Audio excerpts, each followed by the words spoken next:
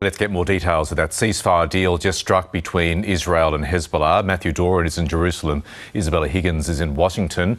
Good morning, both. Matthew, starting with you, what does the deal actually mean?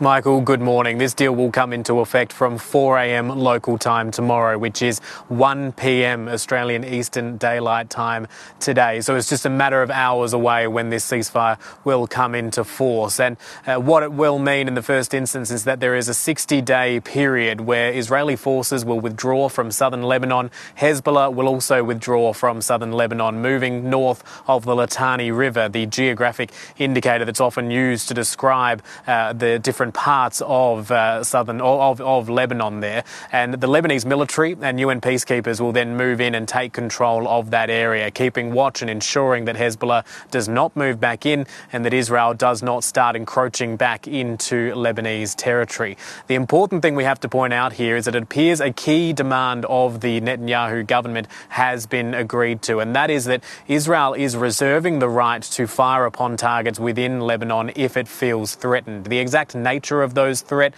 what the threshold may well be, is not clear at this stage, but that appears to be part of this deal.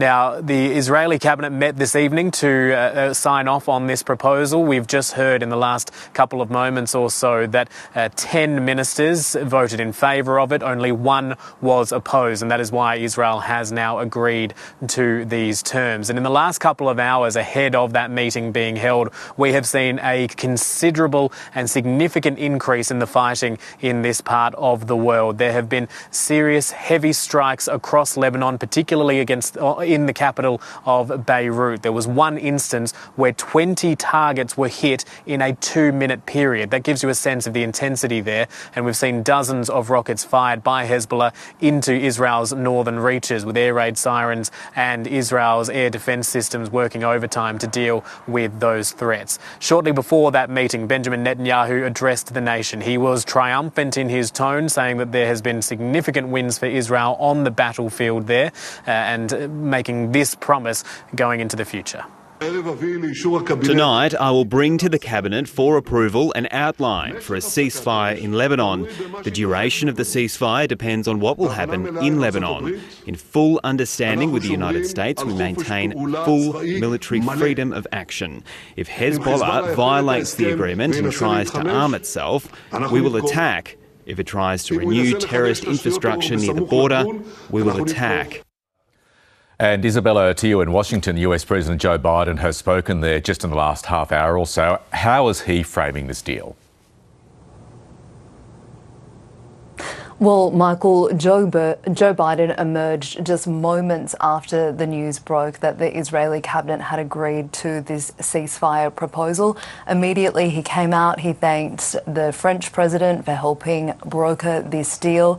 Immediately he talked about the civilian tragedy, the hundreds of thousands of people who had been displaced in Lebanon and also those who'd been displaced in Israel. Very much throughout his address to the media, he was talking about standing with Israel, but he also said that this conflict was not one that could be resolved on the battlefield. He said that this proposal was designed not just to be a 60-day solution, but a permanent cessation of hostilities in the region. We can take a listen to what he had to say. Under the deal reached today, effective at 4 a.m. tomorrow local time, the fighting across the Lebanese-Israeli border will end.